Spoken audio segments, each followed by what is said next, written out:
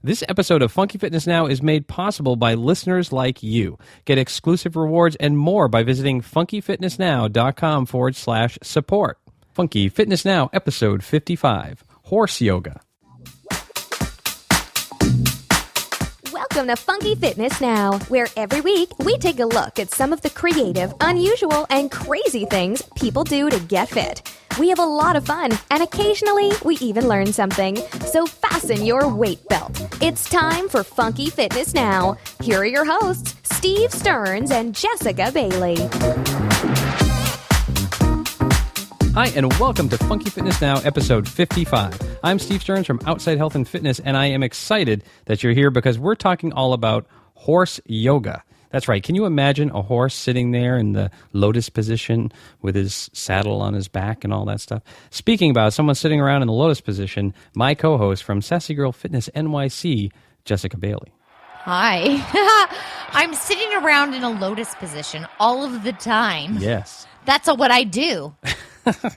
I think that is a pretty funny image to think about a horse sitting around in a lotus position. I think it's a funny thought, too. I think it only happens in cartoons, though. I don't think it's physically possible for a horse to sit in a lotus position. Of course. It's practically impossible for a human to do it. I've tried it. And it hurts. It's not comfortable. On today's show, you'll learn how the Coast Guard reacts if you try to run across the ocean in our Funky Fitness in the News segment. How Mr. Ed and Wilbur maintain such a good, flexible relationship.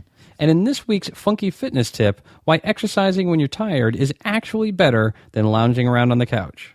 So before we get started today, we want to make sure that you know that we're not endorsing any of the therapies, exercise programs, equipment, ideas, foods, or supplements that we're sharing with you on the show. Right. If you hear something that we're talking about and you think that that might be something you would like to try, we ask you to check with your doctor first. You know, it's always a good idea to get their okay before you start any new exercise or diet plan.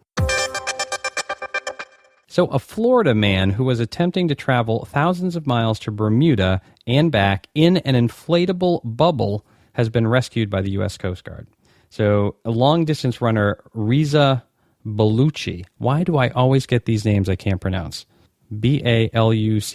Baluchi. That's what it is. He was picked up off the Florida coast on Sunday, and his hydropod was being towed back to shore by Coast Guard Petty Officer Mark Barney.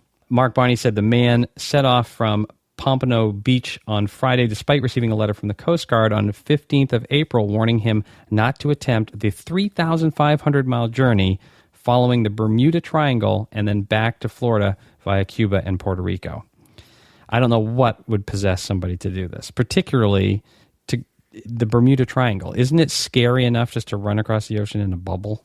You know what I mean? Oh, first of all, that story sounds like it's fake. I know. What? It's so crazy. It doesn't sound like something a sane person would do at all. Exactly. It's wow. Yeah, it's a real thing. So he was going to run across the ocean in this bubble and the Bermuda Triangle. Hasn't this guy ever heard about the Bermuda Triangle theory? I mean, come on, you stay away from it. He probably was thinking, hey, no one's ever been lost in a bubble. Yes, true. Yeah, so anyway, if you guys out there, if you were thinking about running across the ocean in a bubble, I'd get the Coast Guard's okay first. They don't seem to like it too much.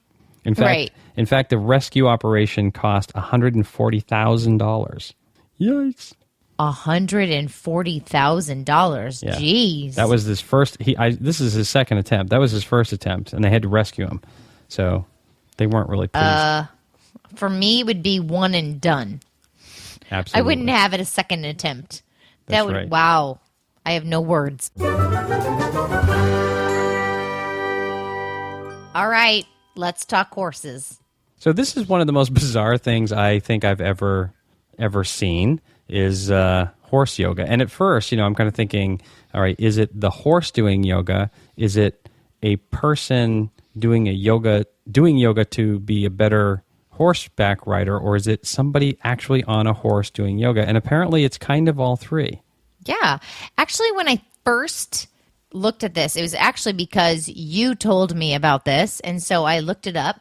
And when I started seeing pictures, I was like, these are just like Instagram images. People are just doing weird Instagram images or great Photoshop images of people doing a headstand on a horse. Yeah. It's got to be an amazing amount of balance to pull that off, because just riding a horse requires a significant amount of balance. Doing yoga requires a significant amount of balance, and putting them together is going to be even that much more. And we saw that guy, I know what you mean about the Instagram, because we saw that guy in the park with the horse on his back. Remember that one? Do I remember that? Yes, I remember that. I showed that video to my husband because I was like, you are not going to believe this. This is amazing. The amount of trust that must go in to horse yoga is pretty amazing. Like, this animal has to be taught that this is okay. The horse handler, or is that what they're called? I believe that they're called a horse handler. Sure. The horse handler has to let them know that they're in a loving situation. Right. And that's actually why horse yoga began, because there are horses that are scared and they're spooked by a lot of things, and this helps to soothe them, and it helps create a connection between the rider or the horse handler and the horse, right? There's a union that's built, and then also they're getting a chance to release their playfulness, their inner child, Yeah, so now it sounds, in a nice, safe now it sounds manner. more like a couple kind of a thing. It's like a retreat. Right. No, but you're right. I mean, there's this whole thing about them getting in sync with their breathing and all of that stuff. Mm-hmm. And, horse people are way into their horses. So, right. I'm sure that's a pretty cool part of it. And I think, there are other benefits for you just as an individual. I mean, aside from making that connection with your horse, it's got to be, again, it's going to improve your balance. It's going to give you all the same sort of benefits that you would get from doing yoga just on regular land. Right. And I think the horse yoga allows you as a trainer to be more trusting of the animal instead of controlling. You know what I mean? Right. You're working together. Yeah. I think it's lovely, actually. Yeah. And I think it develops this amazing center of gravity. You're forced to connect to your own body, and you're forced to really be in touch with what's going on and where is my center of gravity, because you're standing on an unstable surface. You're forced to build a stronger core, get stronger hips. You're forced to do it all. I'll tell you what, I tried it with my cat, and it really does work. It's amazing. I had such a strong core. And my cat and I are now very connected. There's a hard time getting the saddle on her, but other than that, it's pretty good. Do you do a headstand on your cat? Sure, yeah. Oh, I'm sure that they love that. Yeah, and actually really polishes the floor pretty nicely, too. Okay, completely different episode, cat yoga.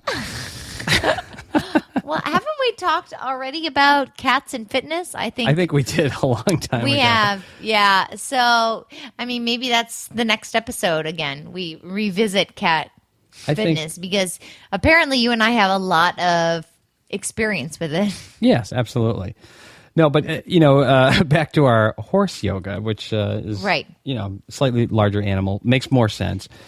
Yes. I was surprised to find out that if you are interested in doing this, there are workshops, and you actually don't even really need to own a horse. You can, go to these places and, rent a horse and take a class to do the horse yoga. And we're going to have some links to those sites in the video.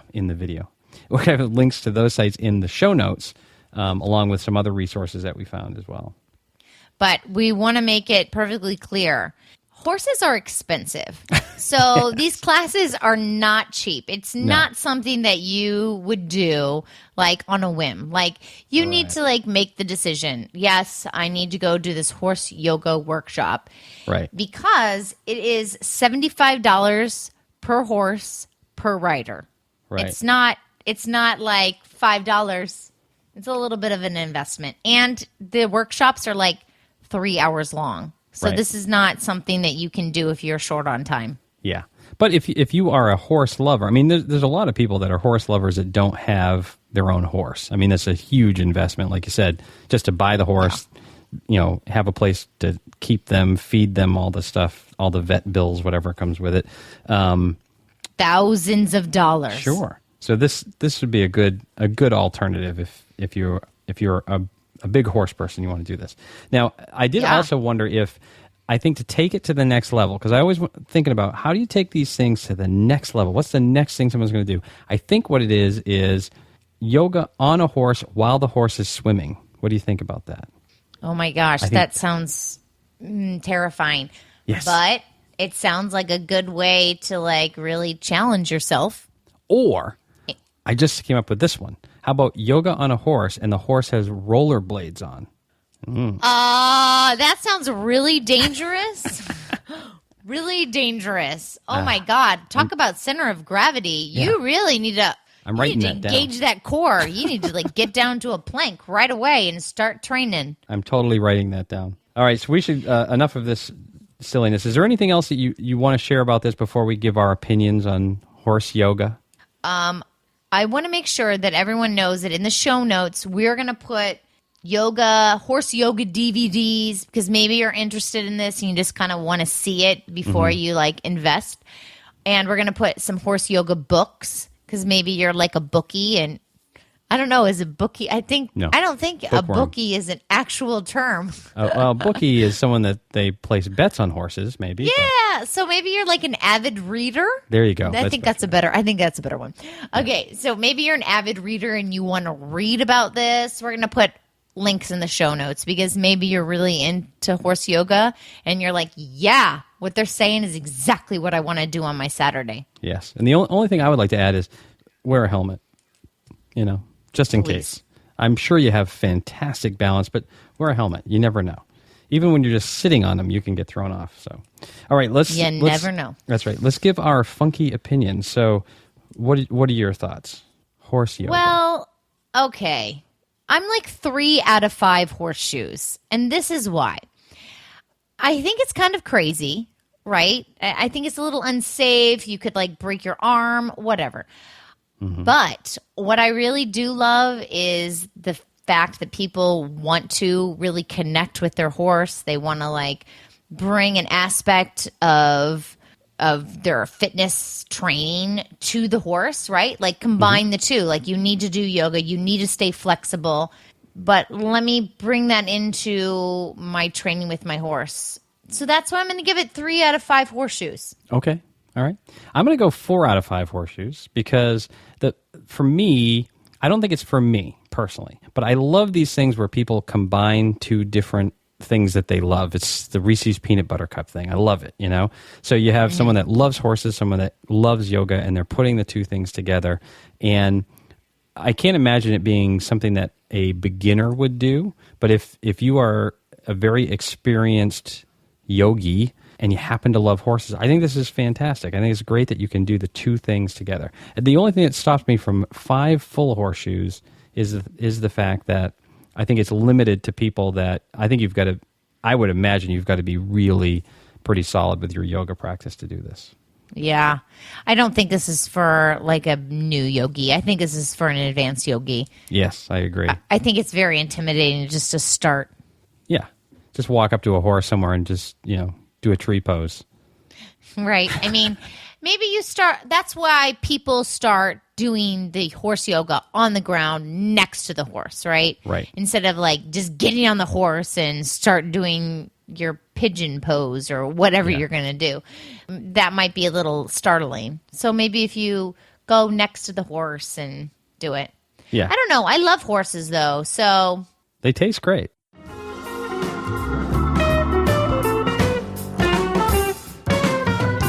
All right, so this week I have a tip for you that is really important, and it does not include a horse. Excellent. You should exercise when you're tired. So after a long, exhausting workday, exercising sounds like the last thing you'd want to do. But using your body will actually energize you. Fatigue, along with mood and depression, improves after 30 minutes of moderate exercise.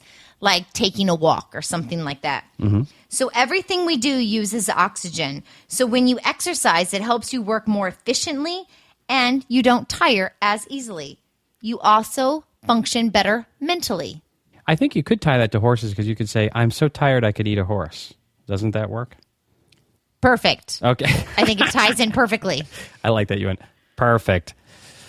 Speaking of horses, we have launched a Patreon campaign, and we are so excited to tell you about it.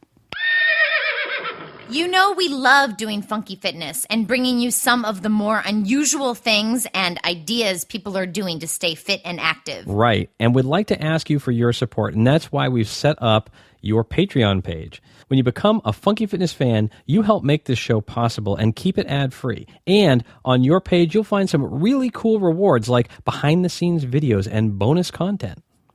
Yeah, and you'll get episodes before anyone else. Personalized videos, and a bunch of other cool, funky stuff. So visit funkyfitnessnow.com/support and become a Funky Fitness fan now. We really appreciate it. Okay, well, until next time, I'm Steve Stearns. And I'm Jessica Bailey saying stay fit and funky. Thanks for listening to the show. If you haven't already, make sure you visit funkyfitnessnow.com for more of the weird, wild, and kooky things people do to stay fit. While you're there, be sure to sign up for our weekly newsletter so you never miss an episode. See you next week.